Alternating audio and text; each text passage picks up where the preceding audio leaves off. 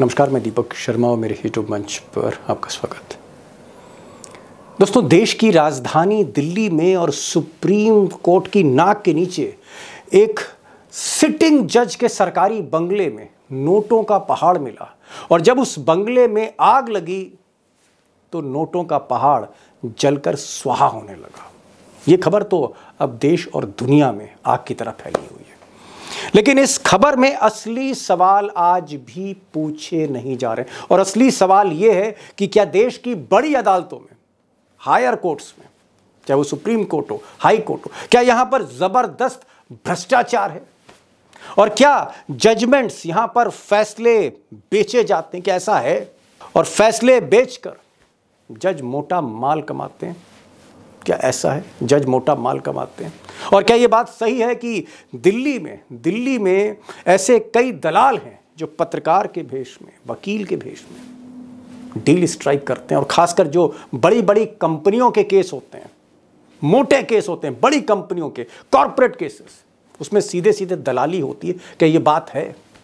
और जजमेंट जो हैं वो खरीदे जाते हैं और सिर्फ खरीदे ही नहीं जाते, पूरा का पूरा जस्टिस सिस्टम क्या मैनेज होता है? क्या कुछ लोग ऐसा कर रहे हैं? मैं सारे जजों की बात नहीं कर रहा, मैं कुछ जजों की बात कर रहा हूं कि क्या ऐसा है?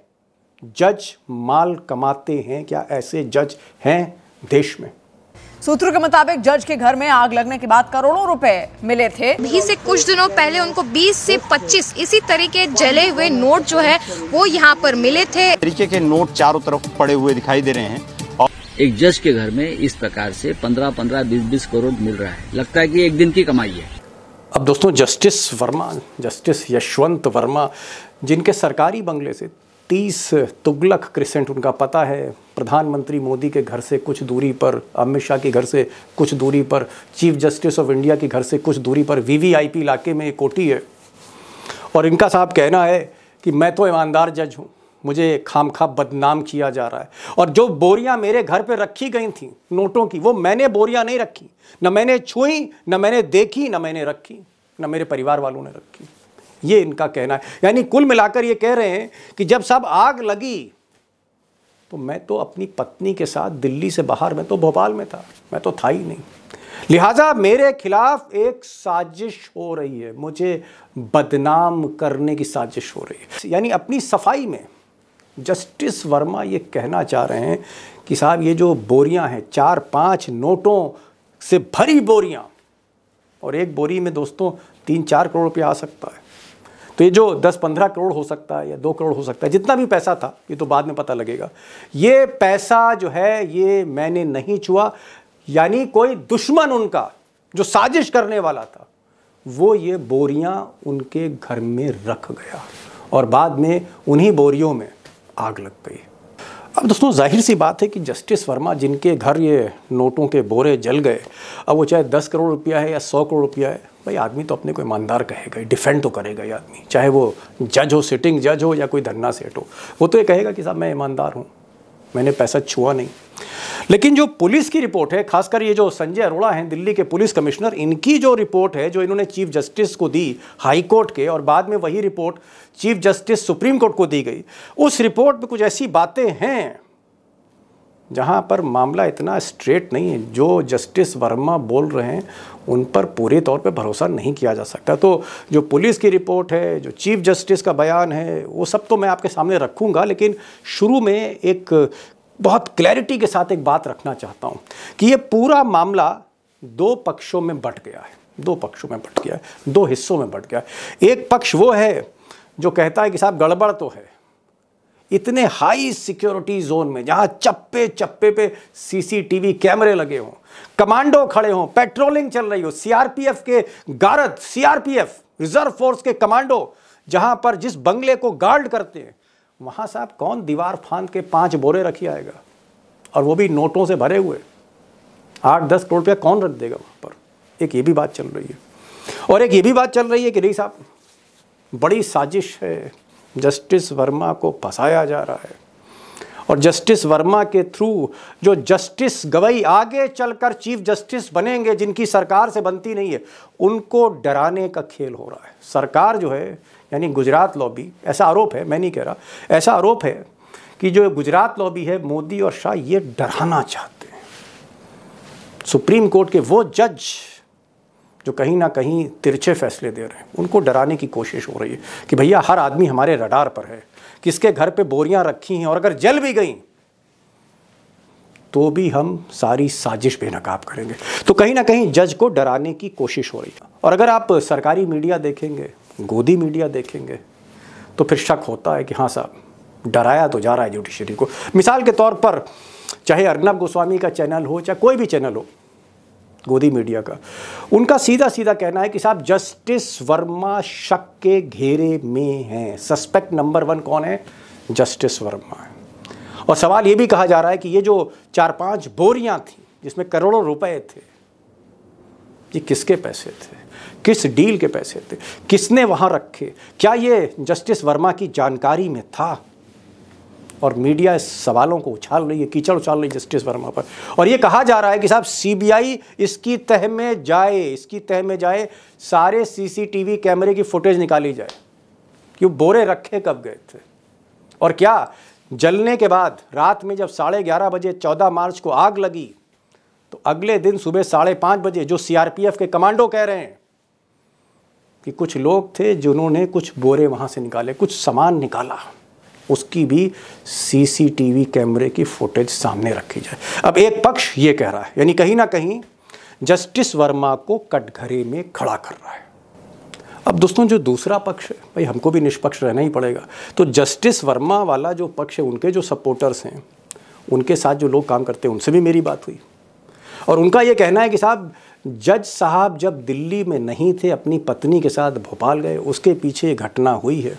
और सबसे बड़ी बात, जिस स्टोर रूम में 4-5 बोरियां नोटों की भरी रखी थी, उस स्टोर रूम पे तो ताला ही नहीं लगता है, वहाँ तो लॉक ही नहीं रखता है। और सबसे बड़ी बात, मान लीजिए सपोर्टर्स का कहना है जस्टिस वर्मा के कि अगर भाई जज साहब ने मान लीजिए कहीं रिश्वत ले ही ली या किसी ने पैसा दे ही दिया, मान लीजिए, तो भाई वो जो पैसा होगा अपनी अलमारी में रखेंगे, लॉकर में रखेंगे, कहीं और रखवाएंगे, पलंग के नीचे रखेंगे, ताले में रखेंगे, या वो स्टोर रूम में रख देंगे। एक ये तर्क दिया जा रहा है। और यही तर्क जस्टिस वर्मा ने जो जवाब लिखा चीफ जस्टिस को, उन्होंने भी कहा कि साहब ये बताइए कि मैं ये 4-5 बोरी अगर मैंने रखी भी तो मैं स्टोर रूम में क्यों रख दूंगा, वहाँ तो ताला भी नहीं लगता है। तो ये उनका पक्ष है।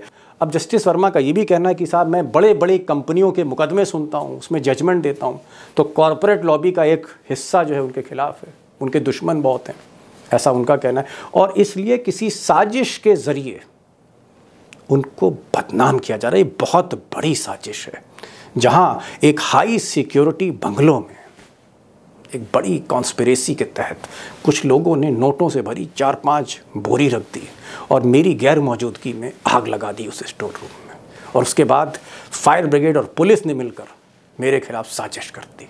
ये उनका कहना है।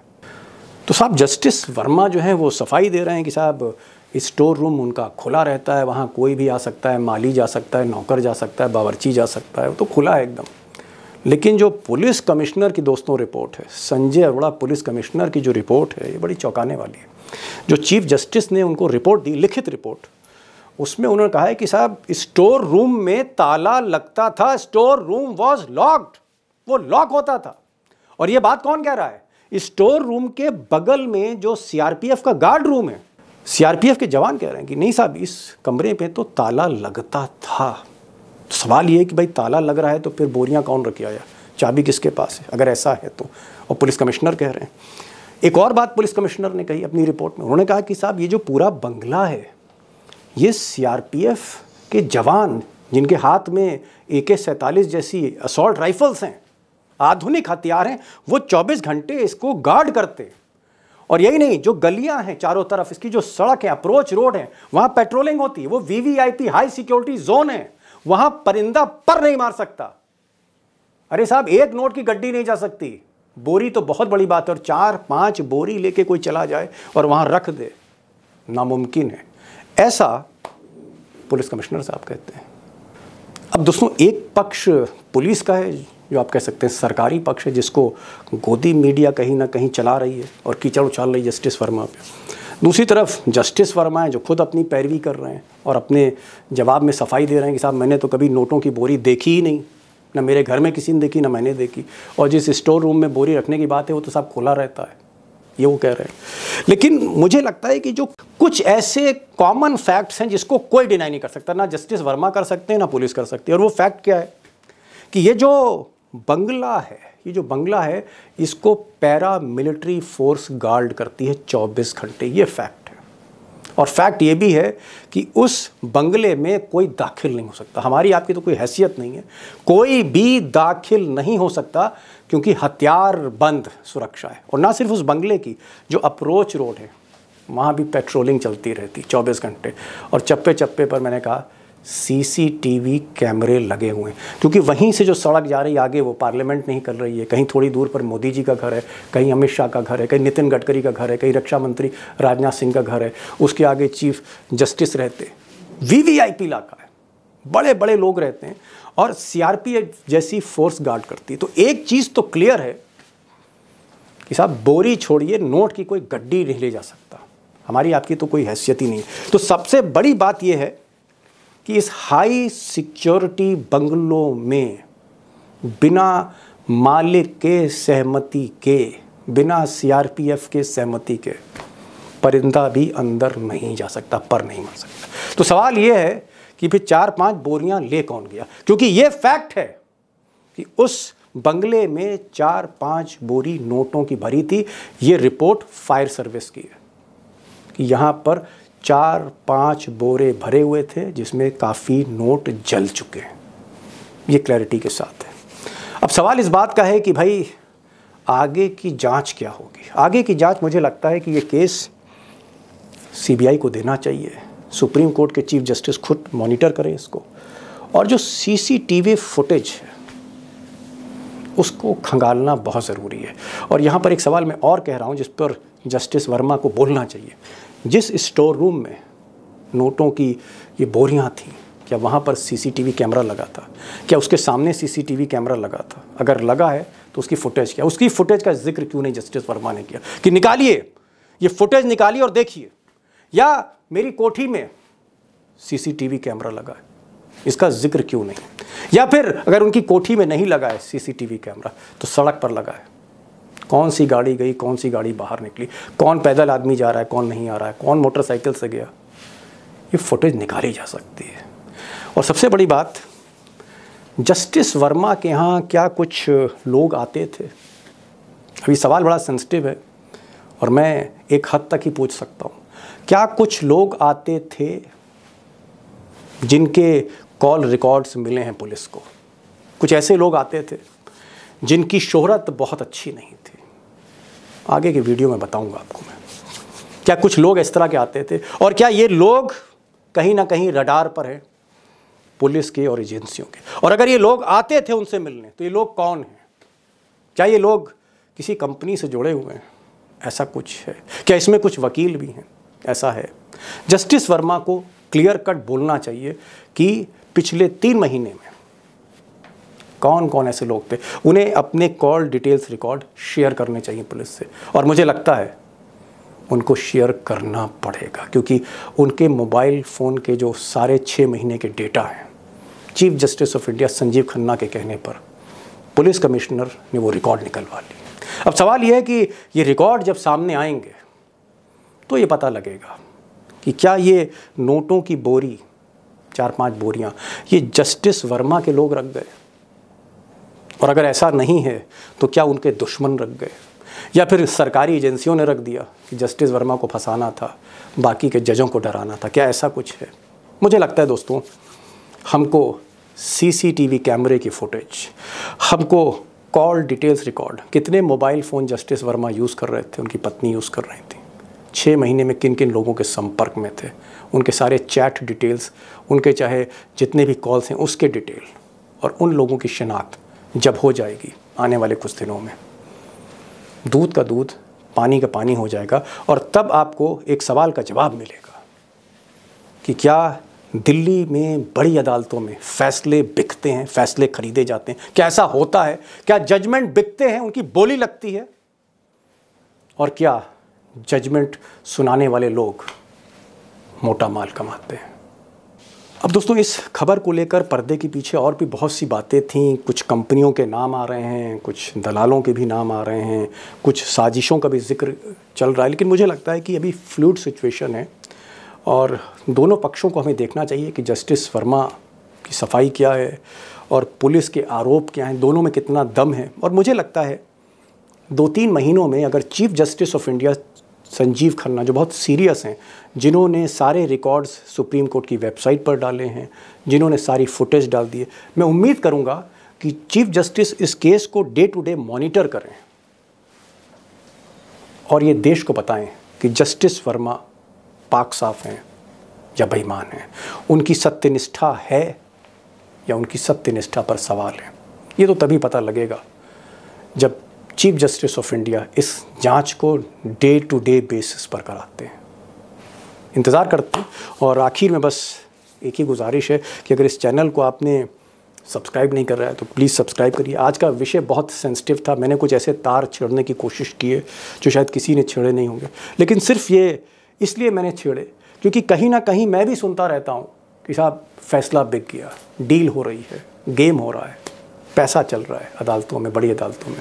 इसलिए मुझे लगता है ये अच्छा मौका है देश के लिए कि वो क्लियर करे, इस जस्टिस वर्मा के बहाने देश को बताए कि नहीं, अदालतों में कुछ गड़बड़ नहीं है, सब कुछ पाक साफ है, कोई गड़बड़ नहीं। तो ये मौका चीफ जस्टिस के लिए भी है। देखते हैं आगे क्या होता है, मैं आपको इसमें अपडेट देता रहूँगा।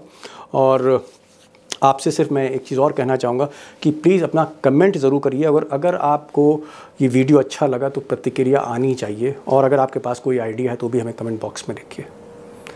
फिर मिलते हैं एक नई वीडियो के साथ, तब तक के लिए नमस्कार।